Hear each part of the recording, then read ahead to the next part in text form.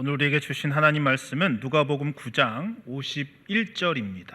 제가 가진 성경으로는 신약 성경 109면에 있습니다. 하나님의 말씀을 봉독합니다.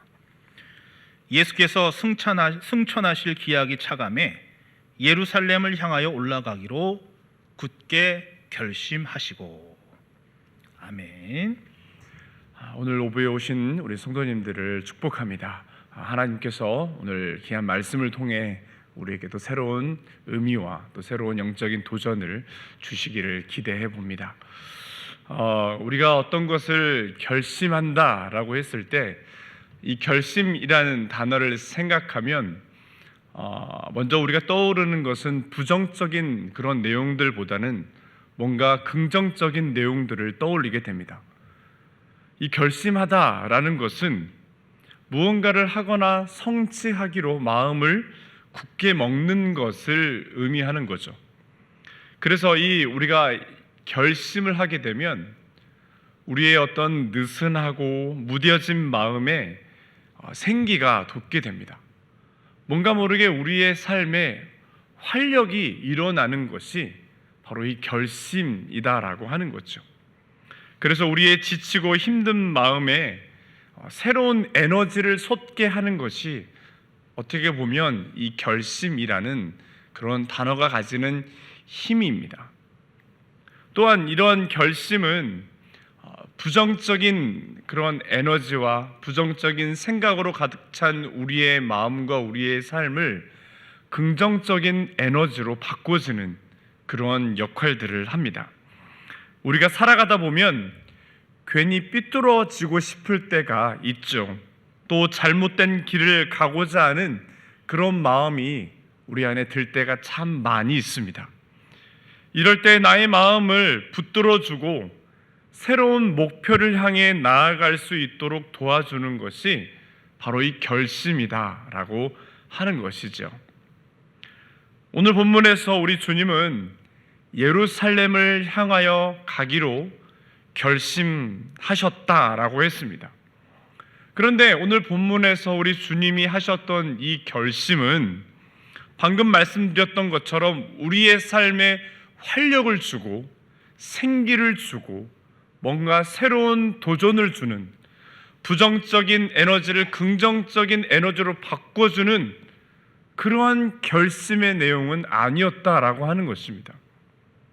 오히려 그 반대인 것이죠. 주님이 하셨던 그 결심은 사람들에게 비난을 받고 고난을 받는 그런 자리로 나아가겠다라고 하는 결심을 우리에게 말씀하신 것입니다. 여러분, 이 땅에 오신 예수님은 이 땅에 하나님의 나라를 구현하고자 했습니다. 하나님의 사랑을 실천하고자 했고 하나님의 사랑을 많은 사람들에게 전하고자 했습니다. 죄악 가운데 또 여러 가지 힘들고 어려움에 빠진 자들을 구원하기 위해서 우리 주님이 이 땅에 오셨습니다. 주님은 이를 위해서 하나님의 나라가 우리에게 왔다라고 선포하시고 많은 사람들에게 하나님의 사랑을 전하셨습니다. 삶에 지치고 힘든 자들이 우리 주님을 만날 때마다 위로를 얻었습니다. 병든 자들이 나음을 얻었습니다. 중풍병자와 안진뱅이가 일어나는 기적이 일어났습니다. 눈먼 자가 다시 보게 되었고 심지어 죽은 자가 다시 살아나는 그런 일들도 있었습니다. 많은 사람들이 모인 곳에서 오병이어의 기적의 역사들이 일어나기도 했습니다. 이처럼 주님이 가시는 곳마다, 주님이 계시는 곳마다 하나님의 나라가 이루어졌고 그곳에 하나님의 사랑과 온전한 치유와 회복의 역사들이 일어나고 있는 것을 우리는 확인하게 됩니다. 그러다 보니 예수님을 추종했던 많은 사람들은 이러한 예수님과 영원토록 이 땅에서 살아가기를 원했습니다. 어떤 사람들은 예수님을 붙들어서 우리의 왕이 되어 주십시오 라고 하면서 주님을 왕으로 삼고자 했습니다. 하지만 주님은 자기를 따르는 또 자기와 함께 하나님의 이러한 아름다운 나라를 이루어갈 그런 기대와 소망을 가진 자들에게 실망감을 안겨주게 됩니다. 그가 예루살렘에서 사람들에게 고난을 당하고 십자가에 달려 죽을 것이다 라는 너무나도 충격적이고 너무나도 받아들이기 어려운 그런 내용을 우리 주님이 말씀하셨습니다. 오늘 본문 51절을 우리 다시 한번 읽어보시면 예수께서 승천하실 기약이 차감해 예루살렘을 향하여 올라가시기로 굳게 결심하시고 했습니다. 오늘 본문에서 우리가 먼저 함께 살펴보고자 하는 것은 예수께서 승천하실 기약이 차감해라고 했다라고 하는 겁니다. 자, 여기에는 어떤 의미가 있는가? 바로 예수님은 그가 공생의 사역을 하시면서 하나님의 때가 찼음을, 하나님의 때가 이르렀음을, 하나님의 그 구원의 때가 왔음을 그가 느끼고 있었다라고 하는 겁니다. 다시 말해서 예수님은 자신이 예루살렘을 향해 가야 할 시간이 이제 이르렀음을 그가 알고 있었다라고 하는 것입니다. 사실 지금 주님은 한참 공생의 사역을 하고 있었던 때였죠. 특히 누가복음 9장에 보면 주님은 12 제자를 파송하는 일들을 시작하셨고 5,000명을 먹이시는 오병이어의 기적을 베푸시며 또 귀신 들린 아이를 고치시는 등의 여러 많은 사역들을 감당하십니다. 주님은 아직도 더 많은 사람들을 만나야 하고 그들에게 하나님의 나라의 복음을 가르쳐야 하고 많은 병자들을 치유하시는 그러한 일들을 하셔야 했습니다. 그러나 주님은 아직 주님께서 하셔야 될 일들이 많이 남아있음에도 불구하고 주님은 하나님의 때가 이르렀음을, 하나님께서 자기에게 명하신 그 구원의 역사가 이루어질 때가 이제 이르렀음을 아시고 지금 그가 서 있는 그곳에서 안주하지 않았습니다. 주님은 더 많은 사역을 통해 많은 사람들에게 도움을 주고 또 그 많은 사람들을 통해서 인기를 얻을 수 있었지만 주님은 그렇게 하지 않으셨다라고 하는 겁니다.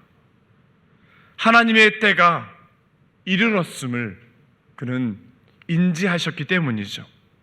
하나님의 때가 찼을 때 주님은 자신이 하고 있었던 그 모든 일들을 다 내려놓고 하나님의 뜻에 순종하기로 결심하셨던 겁니다. 이러한 삶을 살았던 대표적인 성경 인물이 있습니다. 바로 노아라는 사람이죠. 노아는 당대의 의인이었습니다. 그는 하나님의 말씀에 순종하여 오랜 시간 방주를 만들었습니다. 그는 하나님의 심판과 구원의 때를 기다렸던 사람이었습니다. 그는 당시 타락한 세상 속에서 충분히 그들과 함께 쾌락을 누리며 더 나은 삶을, 더 덜 고생하는 삶을, 더 행복한 삶을 그가 살 수 있었습니다. 하지만 그는 그가 처한 모든 삶의 환경과 그 현실에 안주하지 않았습니다. 그들과 똑같이 살지 않았습니다. 왜냐하면 노아는 하나님의 때를 생각하고 있었기 때문이죠. 하나님의 때가 이제 이르렀음을 그의 마음속으로 늘 생각하고 그는 준비하고 있었기 때문입니다. 그래서 그는 하나님이 방주를 지으라고 말씀하실 때 그때가 언제인지 알 수 없었지만 그는 그 순간에 즉각 순종하여 많은 사람들이 어리석고 비웃고 비난했던 그 방주를 그 산 위에서 만들기 시작했던 것입니다. 그는 하나님의 심판의 때가 오기를 믿음으로 인내하며 기다릴 수 있었던 것이죠. 여러분, 이러한 내용을 통해 우리에게 주시는 도전은 뭔가? 여러분의 삶의 자리에서 하나님의 때를 분별하라라고 하는 것입니다. 하나님의 때를 알면 우리는 다른 곳에 시선을 두지 않습니다. 하나님의 때가 이르렀음을 우리가 마음속에 생각하면 우리는 다른 것에 신경을 쓰지 않게 됩니다. 하나님의 때가 이르렀다고 생각이 되면 우리는 우리의 삶에 안주하려고 하지 않습니다. 하나님이 언제 오실지, 우리 주님이 이 땅에 우리를 위해서 언제 오실지를 우리는 기대하며 기다리고 우리 준비할 수 있는 그런 사람들이기 때문이죠. 그래서 우리는 하나님의 때를 알면 이렇게 다른 것에 우리의 마음을 두지 않고 하나님의 말씀에 집중하며 하나님께서 우리에게 원하시는 것이 무엇이고 하나님께서 나에게 맡겨주신 그 사명이 무엇인가를, 또한 우리는 그 사명을 이루기 위해서 우리의 삶의 자리에서 열심으로 달려갈 수 있는 그러한 삶의 모습을 우리가 보일 수 있게 되는 것입니다. 복음서에 보면 달란트 종의 비유와 어리석은 5 처녀의 이야기가 나옵니다. 이들의 공통점은 무엇이냐? 바로 하나님의 그때에 관심을 두지 않고 있었다라고 하는 것입니다. 그러다 보니 그들에게 맡겨진 사명에 관심을 두지 않고 현실에 안주하며 그에게 주어진 모든 것들을 다 허비하고 말았습니다. 여러분, 그러므로 우리는 하나님의 때를 분별하여 나에게 주신 그 사명의 자리에서 하나님의 뜻을 이루는 일에 집중해야 한다라고 하는 것입니다. 오늘 본문을 통해서 우리 주님이 우리에게 보여주시고 또 우리에게 가르쳐 주시는 그러한 내용은 다른 것이 아니라 바로 이러한 하나님의 때를 분별하고 나의 삶에 안주하지 말고 세상의 것에 우리의 시선을 두지 말고 하나님이 우리에게 맡겨진 그 사명을 우리가 잘 감당할 수 있는 그런 사람이 되라고 우리에게 도전하고 있는 것입니다. 그 다음에 우리가 두 번째로 살펴볼 내용은 예수님께서 예루살렘을 향하여 올라가기로 굳게 결심했다라는 내용입니다. 사실 그냥 예수님이 예루살렘을 향하여 올라가셨다라고 그렇게 기록하면 되는데, 특별히 이 누가복음의 저자는 그냥 이렇게 단순하게 기록하지 않고 예수님이 그렇게 하시기로 굳게 결심하셨다라는 것을 오늘 말씀을 통해 강조하고 있습니다. 그렇다면 왜 이렇게 이 누가복음 저자는 이 내용을 이렇게 강조하고 있는 것일까? 그것은 예수님이 예루살렘으로 향하는 것이 단순히 여행을 위해서 가시는 것이 아니었기 때문입니다. 주님은 예루살렘을 놀러 가는 것이 아니었고, 주님은 바로 죽기 위해, 죽음을 위해 그 길을 가신 것입니다. 사실 예루살렘을 향하는 예수님도 인간적인 마음으로 이 길을 가고 싶지 않았을 거고, 가능하면 피하고 싶은 마음이 더 컸을 것입니다. 왜냐하면 그 길의 끝이 어떠한가를 우리 주님이 너무 잘 알고 있었기 때문이죠. 이전에 제자들도 이런 말씀을 반복해서 하시는 예수님을 막아섰습니다. 주님, 그렇게 하시면 안 됩니다. 또한 우리는 주님이 그렇게 되시도록 절대 허락하지 않고 우리는 막아설 겁니다. 주님을 보호할 것입니다 라고 그들이 다짐했습니다. 그러나 예수님은 자신이 예루살렘으로 올라가지 않으면 하나님의 뜻을 이룰 수 없다라는 것을 잘 알고 있었기 때문에 이러한 제자들의 반대와 그런 제자들의 방해에도 불구하고 주님은 예루살렘으로 올라가시기를 결단하셨던 겁니다. 이처럼 주님이 예루살렘으로 올라가기로 결심한 것은 자신의 영광이 아니라 바로 하나님의 영광을 위한 결심이었습니다. 우리는 이것을 순종이라고 합니다. 순종의 다른 말은 바로 하나님을 위한 결심입니다. 나의 뜻을 이루는 것에 집중하는 인생이 아니라 하나님의 뜻을 이루기 위해 나의 모든 것들을 내려놓고 희생과 헌신의 자리로 나아가는 것입니다. 그러나 여러분, 우리는 어떻습니까? 우리는 주님께서 굳게 결심하시고 예루살렘으로 나아가는 것을 우리는 봐왔습니다. 매년 우리는 사순절을 통해서, 이 종려주일을 통해서 예수님이 예루살렘을 향하여 나아가시는 그 모습을 우리는 늘 지켜보고만 있었습니다.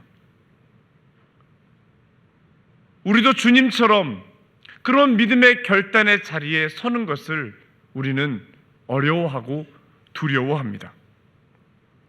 다시 말해, 우리가 결단하고 가야 할 우리 인생에도 예루살렘이 있습니다.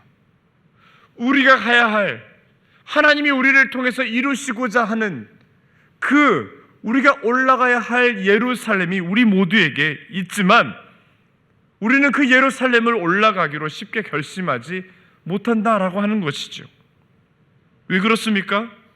괜히 결심했다가 뜻하지 않은 그런 고난을 당하게 되고 오히려 안 하는 것만 못하는 그런 결과들을 내가 얻게 될까 봐, 또한 그것으로 인한 실패가 두렵기 때문에 우리는 이런 믿음의 결단을 하지 못하는 것이죠. 그런데 여러분, 주님이 하나님의 뜻을 이루기 위해 예루살렘으로 가겠다고 결심하셨는데 여러분, 그 결과가 어땠습니까? 여러분, 그 결과가 실패로 끝이 났을까요? 사람들은 주님이 십자가에 달려 죽으실 때 주님이 하셨던 그 모든 그 결심이 다 실패로 돌아갔다고, 끝났다는 그런 생각을 했습니다. 주님이 그들과 함께 이루실 그 아름다운 하나님의 나라를 기대하며 나아갔지만 그가 십자가에 달려 죽으심으로 말미암아 이 모든 것들이 다 물거품이 되었다고 그들은 생각했을 것입니다. 하지만 여러분, 이것은 십자가 죽음 너머에 있는 그 부활의 영광을 보지 못하는 사람들의 그저 작은 생각일 뿐이었습니다. 하나님의 때를 분별하지 못하고 현실에 안주하는 그런 사람들의 생각일 뿐이었습니다. 여러분, 주님은 그 십자가의 길을 가심으로 실패한 것이 아니라 승리하신 것입니다. 주님은 자신의 죽음과 희생으로 하나님의 그 위대한 구원의 뜻을 이루셨고, 주님은 부활의 영광으로 우리에게 나타나셨습니다. 주님이 굳게 결심하신 것과 같은 이런 영적인 도전을 우리는 이 구약 성경의 한 인물을 통해서 찾아볼 수가 있죠. 다니엘서 1장에 보면 다니엘과 세 친구의 유명한 이야기가 나옵니다. 다니엘은 남유다가 망하고 바벨론으로 포로로 잡혀온 그런 사람이었죠. 당시 바벨론 왕은 이 유다의 유능한 젊은이들을 데려다가 3년 동안 바벨론의 학문을, 그들의 문화를, 그들의 종교를 가르칩니다. 그리고 그들에게 다른 포로들이 먹을 수 없는 그 왕의 음식을 그들에게 제공을 했죠. 그들은 최고의 호화를 누리는 그런 자리에 있었습니다. 그런데 다니엘서에 보면 뭐라고 되어 있습니까? 다니엘은 뜻을 정하여 왕의 음식과 그가 마시는 포도주로 자기를 더럽히지 아니하리라 라고 결심했습니다. 다니엘은 왕이 주는 음식을 거절합니다. 그 왕이 주는 음식이 맛이 없어서가 아니라 그 음식은 바벨론 신에게 바쳐진, 우상에게 바쳐진 그러한 음식이었기 때문에 그가 지금까지 배웠던 하나님의 그 율법의 내용의 기준으로 따지자면 그 음식들은 다 부정한 음식이었던 거죠. 하나님을 신실하게 믿었던 그 다니엘은 이런 우상에 바쳐진 이 더러운 음식으로 자신의 신앙이 더러워지는 것을 원하지 않았던 것입니다. 다니엘의 이러한 도전을 다음과 같이 표현할 수 있는 거죠. 바벨론에서 그리스도인으로 살아가는 사람. 여러분, 그렇다고 해서 다니엘이 바벨론의 그 문화와 언어와 그런 학문과 그들의 종교를 거부한 것이 아니었습니다. 그는 하나님의 사람으로 그 신앙을 지키기 위해 세상의 것에 물들지 않고 하나님의 사람으로서 그 거룩함을 지켜내기 위해서 왕이 주는 음식을 먹지 않겠다라는 그런 결심을 했던 것입니다. 다니엘의 이야기에서 중요한 것은 여러분, 그가 이러한 뜻을 정한 후에, 이러한 것을 결심한 이후에 어떤 일들이 일어났는가를 확인해 보라라는 것입니다. 여러분, 어떤 일들이 일어났습니까? 그들이 이렇게 왕의 음식을 먹지 않겠다고 뜻을 정한 이후에 여러분, 어떠한 일들이 그들에게 일어났습니까? 여러분, 그들이 죽었습니까? 그들이 실패했습니까? 성경에 보면 이렇게 기록하고 있죠. 다니엘서 1장 19절과 20절에 왕이 그들과 말하여 보매 무리 중에 다니엘과 하나냐와 미사엘과 아사랴와 같은 자가 없으므로 그들을 왕 앞에 서게 하고 왕이 그들에게 모든 일을 묻는 중에 그 지혜와 총명이 온 나라 박수와 슬객보다 10배나 나온 줄을 아니라 그랬습니다. 다니엘과 세 친구들은 포로로 잡혀온 다른 사람들과 비교할 수 없는 그러한 외모와 실력까지 갖춘 사람으로 왕에게 인정을 받습니다. 그들은 왕이 주는 음식을 먹지 않고 채식만 했을 뿐인데도 불구하고 음식을 먹었던 사람들보다 훨씬 더 그 외모가 출중했다라고 기록하고 있습니다. 그들이 믿음으로 결단하고 나아갔을 때에 여러분, 그들은 죽지 않았습니다. 오히려 그들을 관리하는 환관장에게 긍휼을 얻습니다. 환관장은 이 다니엘과 그의 친구들을 긍휼히 여길 사람이 아니었습니다. 하지만 그가 믿음으로 결단하고 나아갔을 때에 하나님께서 환관장의 마음을 바꿔주셔서 그를 긍휼히 여기는 마음을 품게 하시고 그에게 모든 것들을 다 허락하는 것을 보게 됩니다. 다니엘이 결심했을 때 그 이후에 모든 행한 그 모든 일들을 우리가 바라볼 때에 다니엘은 죽음을 당하지도 않았고 그는 실패하지도 않았다라는 것을 우리는 확인하게 되고, 오히려 왕에게 인정을 받고 그 나라에 있던 많은 지혜자와 총명이 있는 많은 그런 사람들보다도 훨씬 더 뛰어난 그런 사람들로 그들이 세워졌다라고 하는 것입니다. 여러분, 오늘 말씀을 통해 우리에게 주시는 도전은 다른 게 아닙니다. 믿음으로 결단하며 살아가라라고 말씀하는 겁니다. 여러분, 우리가 예수님처럼 다니엘처럼 이렇게 하나님의 뜻을 따라 살지 못하는 큰 이유가 있다면 바로 믿음으로 살기를 결단하지 않기 때문입니다. 여러분, 하나님은 우리에게 예수님처럼 희생하고 그렇게 죽는 자리에 나아가기를 결단하라고 하신 것이 아닙니다. 주님이 우리에게 보여주신 그 사랑, 우리에게 말씀하신 것을 순종하고 배우고 닮아가는 그런 삶을 살아가는 결단을 우리의 삶의 각자의 자리에서 해나가기를 하나님은 우리에게 원하고 계신다라고 하는 것이죠. 세상의 유혹에 빠져 살지 말고 성령으로 충만한 삶을 살기를 우리는 결단해야 하는 것입니다. 예배를 쉬지 않고 기도하며 하나님을 의지하는 삶으로 나아가기로 결심하고 결단하라라고 말씀하는 겁니다. 여러분, 주님이 예루살렘을 향해 올라가기로 결심하셨을 때 하나님은 그를 통해 온 인류를 구원하는 가장 위대한 일들을 완성하셨습니다. 그것은 실패가 아닌 바로 승리였습니다. 여러분, 우리가 하는 그런 결심은 설교 서두에서 말씀드렸던 것처럼 우리에게 많은 유익을 줍니다. 그 결심을 통해서 우리에게 새로운 활력소를 갖게 합니다. 복잡하고 어려운 우리의 인생을 단순하게 하는 그런 능력이 바로 이 결심하는 것으로부터 시작되는 것입니다.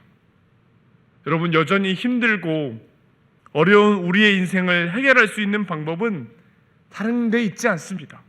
바로 하나님의 말씀대로 살겠다라는 그런 우리 안에 결심이 세워졌을 때에, 이러한 결심의 자리에 있을 때에 우리는 나의 유익만을 위해 살던 이기적인 삶에서 벗어나서 우리 주님처럼 이타적인 삶으로 나아갈 수 있는 그런 아름다운 삶의 여정이 될 수 있다라고 하는 것입니다.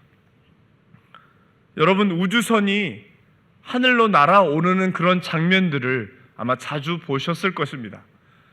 최근 몇 년 전에 우리나라에서도 우주선을 발사하는 것을 생중계로 전국에 방영을 했던 적이 있습니다. 온 국민이 지켜보는 가운데 카운트다운이 시작되고 우주선에 점화가 되었을 때에 우주선은 어마어마한 불과 열을 뿜어내며 하늘로 날아올랐습니다. 그 광경을 보던 사람들은 박수를 치며 환호를 했죠. 여러분, 우리의 믿음의 결단이 가지는 아주 중요한 내용은 뭐냐? 우주선이 출발할 때 뿜어내는 그 불길과 같다라는 것을 여러분 기억하셔야 합니다. 나의 삶의 현장에서 내가 믿음으로 결단하며 나아갈 때 우주선이 그 뿜어내는 그 뜨거운 열기와 에너지와 그 불길과 같은 그런 힘이 우리에게 주어지게 된다라고 하는 것이죠. 느슨하고 무뎌진 우리의 신앙생활 가운데 하나님의 때를 분별할 수 있도록 도와주고 나에게 주신 그 사명을 감당하기 위해서는 우리에게 엄청난 힘이 필요한데, 그 힘이 바로 믿음의 결단을 하며 나아가는 자들에게 주신다라고 하는 것입니다. 여러분, 우리는 이러한 사명을 감당하기 위해 힘이 필요하고 나아갈 용기가 필요합니다. 여러분, 이러한 힘과 이 용기, 이 부스터는 어디서 오는 것일까요? 바로 우리가 믿음으로 결단하고 앞으로 나아갔을 때에 우리로 하여금 나아갈 수 있는, 우리로 하여금 한 발짝 내디딜 수 있는 그러한 엄청난 에너지를 우리가 얻게 된다라고 하는 것입니다. 여러분, 우리는 여전히 연약하고 부족한 인생입니다. 하지만 내가 올라가야 할 그 예루살렘을 바라보며 나도 그것을 올라가기로 굳게 결심하면 여러분, 하나님이 우리를 도와주시는 겁니다. 그 자리는 실패와 좌절의 자리가 아니라 승리의 자리이며 우리 모두에게 영광의 자리가 될 것입니다. 고난 주간을 보내면서 우리는 주님이 걸어가신 그 십자가의 길을 우리가 깊이 묵상하는 시간을 갖습니다. 그러나 여러분, 주님의 그 십자가를 그냥 묵상하는 것으로 끝내지 말고 우리 주님이 예루살렘을 향하여 굳게 결심하고 나아가셨다라는 것으로 끝내지 마시고, 주님이 저와 여러분을 위해 굳게 결심하셨던 것처럼 여러분, 우리도 우리의 각자의 삶의 자리에서 믿음으로 결단하기를 도전하면 여러분, 우리 안에 있는 모든 부정적인 에너지가 긍정적인 에너지로, 활기찬 에너지로 바뀌게 될 것입니다.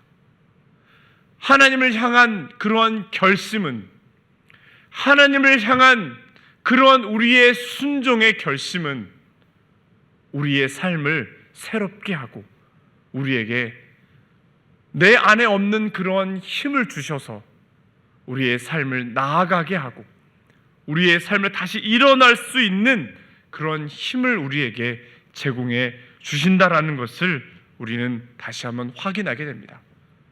여러분, 삶의 자리에서 너무나도 힘들고 어려운 순간들을 우리는 만나게 됩니다. 여전히 느슨하고 여전히 아무런 의미 없는 우리의 인생을 우리가 살아가는 순간들도 참 많이 있는데, 이 모든 것들을 다 깨우치고 이 모든 것들을 다 깨뜨릴 수 있는 힘은 바로 믿음의 결단을 하는 것입니다. 우리 주님처럼 믿음의 결단을 하면 여러분들의 삶에 새로운 에너지가 임하게 될 겁니다. 앞으로 나아갈 수 있는 그 힘이 우리에게 주어지게 될 것입니다.